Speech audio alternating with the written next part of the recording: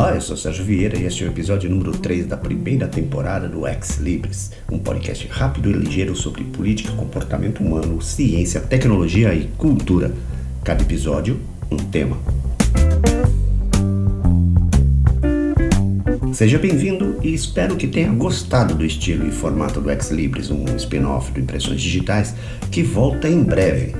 Aguardo comentários e e-mails, basta dar um pulo lá no site, endereço idigitais.com, que tá tudo lá. O Ex Libris está disponível nos seguintes serviços: iTunes, Google Podcast, Spotify, Anchor, Overcast, Rádio Public, Breaker, Stitcher e Castbox. Se você utilizar outro serviço, basta copiar o RSS disponível e colar em seu agregador de podcasts. Os respectivos links estão publicados na primeira página do idigitais.com.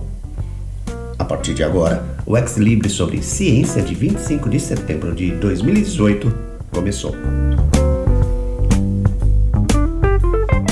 Quando geneticistas falam sem o devido cuidado sobre o conceito de raça, arma-se uma confusão dos diabos. E isso foi o que conseguiu o geneticista David Reich com seu artigo publicado no New York Times de 23 de março, intitulado Como a genética está mudando nossa compreensão da raça, no qual ele afirma, já polemicamente, que a chamada ortodoxia da genética faz com que os cientistas evitem investigar e até mesmo discutir o que para ele é muito claro, que as variações entre as populações humanas existem. Não é mais possível ignorar as diferenças genéticas entre raças, escreveu ele. Ressalvo que em todas as vezes em que ele utilizou o termo raça, ele utilizou esta palavra entre aspas, fato este que não alterou em nada a reação dos seus leitores. O artigo publicado caiu como uma bomba. Todo mundo entrou na gritaria, tanto nos círculos acadêmicos como nas ruas, claro. Tanto que uma semana depois de publicado, o geneticista teve que publicar um outro artigo, em 30 de março, como falar sobre raça e genética, respondendo aos leitores, o que não adiantou muito, mesmo colocando raça entre aspas novamente. Nestes tempos em que grupos de supremacia branca estão ganhando força e fazendo abertamente manifestações nos Estados Unidos e em outros países que é melhor nem nomear aqui, não é surpreendente que um artigo como o de Reich reacenda paixões. O escritor de ciência Nicholas Wade, cujos artigos sobre raça foram severamente criticados por geneticistas, respondeu rapidamente. Finalmente, um geneticista de Harvard, David Reich, admite que existem diferenças genéticas entre raças humanas, embora ele coloque a palavra raça entre aspas. Wade e Charles Murray, coautor do livro mais do que controverso The Curve of Bell, são defensores declarados da existência de raças humanas e também da inferioridade do negro. Murray também celebrou a escrita de Reich, embora, ironicamente, quando seu livro foi publicado, entre os geneticistas que o condenaram como um instigador do racismo estava o próprio Reich.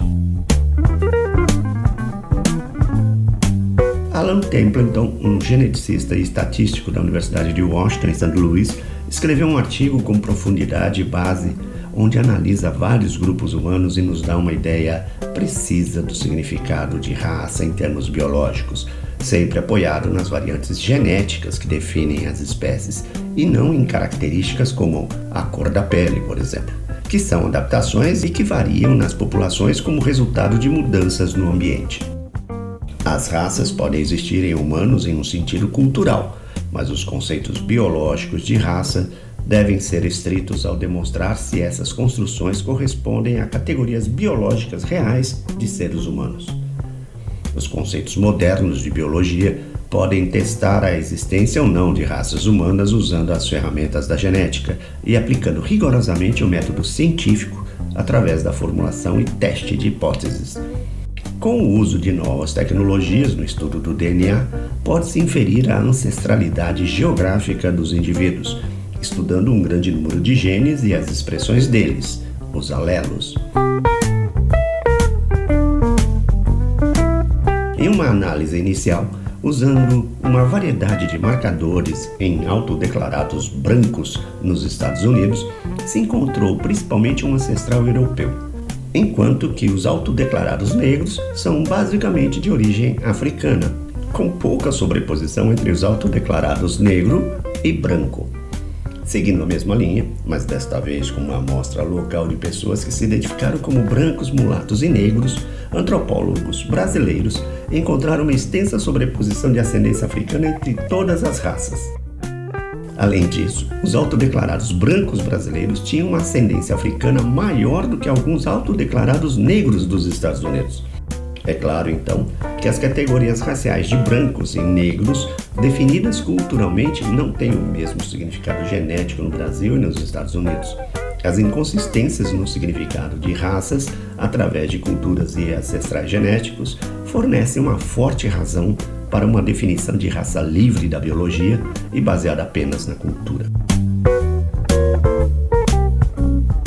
Logo após a conclusão do projeto do genoma humano, o seu diretor, Francis Collins, juntamente com a sua equipe, lançou uma espécie de desafio para que os pesquisadores se dedicassem, com todas as informações da nossa estrutura genética à mão, na resolução de todos os problemas ainda não resolvidos da biologia, da saúde e da sociedade. De especial interesse foram os problemas relacionados às disparidades de saúde entre brancos e negros.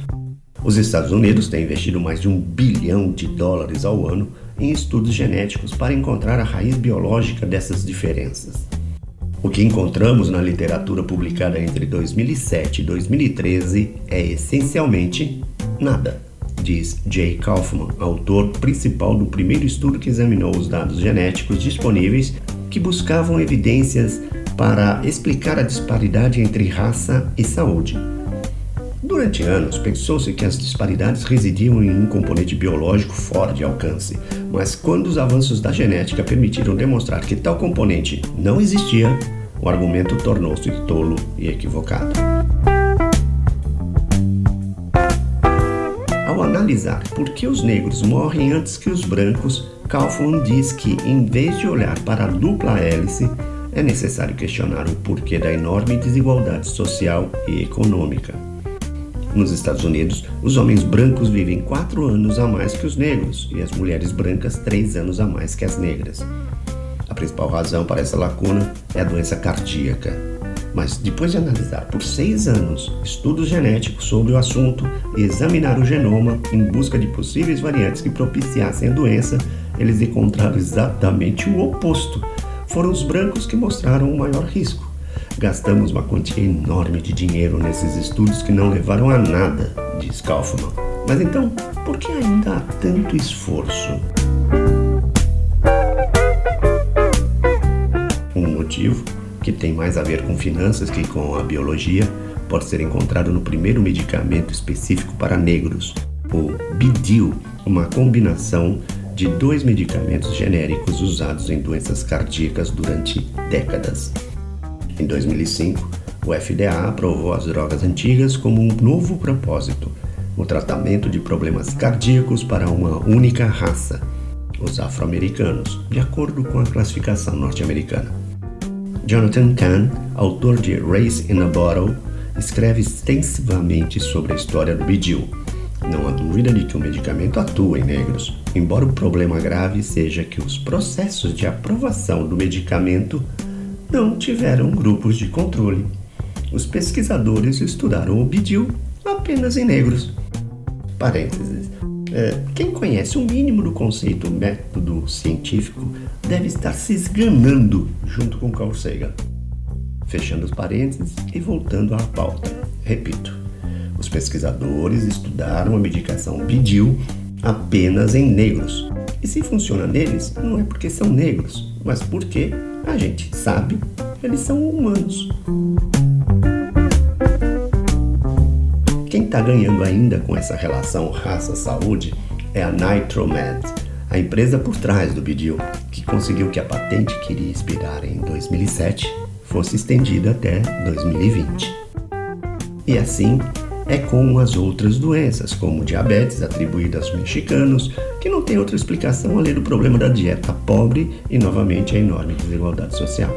Além da escassa evidência científica que sustenta as disparidades entre a saúde e as raças, o problema sério está na disponibilidade de medicamentos, porque a precariedade do sistema de saúde os torna inatingíveis. Há uma grande manipulação da ciência e de seus resultados, os quais são interpretados conforme interesses nem tanto obscuros. Permitir este tipo de malversação de conhecimento é uma enorme responsabilidade para uma sociedade que deveria garantir a saúde de seus cidadãos e não distorcer as evidências que indicam que as disparidades raciais em saúde não têm base na biologia. Para transformar tais evidências em um instrumento de dominação racial, basta apenas propagar uma ideia. Eles têm saúde ruim porque são negros ou hispânicos. Talvez seja a hora de lembrar um pouco sobre a nossa história evolutiva. A origem do homem foi estabelecida na África, de onde, e através de muitos movimentos migratórios, se espalhou pelo planeta. Por milhões de anos, nossos ancestrais hominídeos evoluíram para o que somos hoje, o Homo sapiens. No processo, muitas trocas genéticas ocorreram entre os diferentes hominídeos que já haviam se estabelecido em diferentes regiões e haviam se formado em diversos grupos humanos. Em um ponto, cerca de 30 mil anos atrás, os Neandertais desapareceram. Nos tornamos o último hominídeo da Terra, o único remanescente.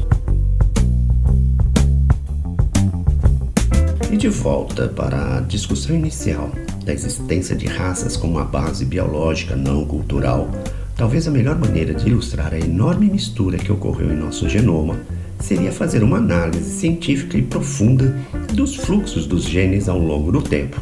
E adivinha, foi feito! O fluxo possui diferentes direções geográficas e consequentes misturas. A linha correspondente à África se expandiu em muitas direções, dando e recebendo informações genéticas de todos os outros grupos humanos, europeus, asiáticos, habitantes do Pacífico e das Américas. A conclusão mais importante do grande quadro genético que foi pintado pelos cientistas ao longo dos últimos anos é que a humanidade atual corresponde a uma linhagem evolutiva cheia de miscigenação.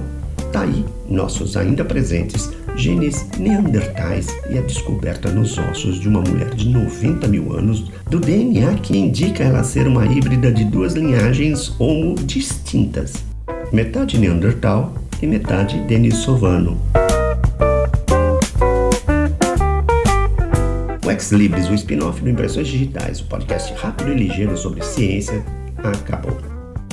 Se você gostou do Ex Libris, faça como a Ambi3 Gestão Ambiental, ajude este podcaster a divulgá-lo e a mantê-lo. Lá no site Digitais você tem mais detalhes sobre como fazer isso. Você poderia ainda ajudar o Ex Libris dando umas estrelinhas lá no iTunes, palmas no Anchor.fm e nos outros agregadores, nos avalie do jeito que eles permitem. Isso ajuda e muito a manter esse podcast. Saúde, paz, grato pela companhia e até a próxima. Ex Libris, inteligência com propriedade.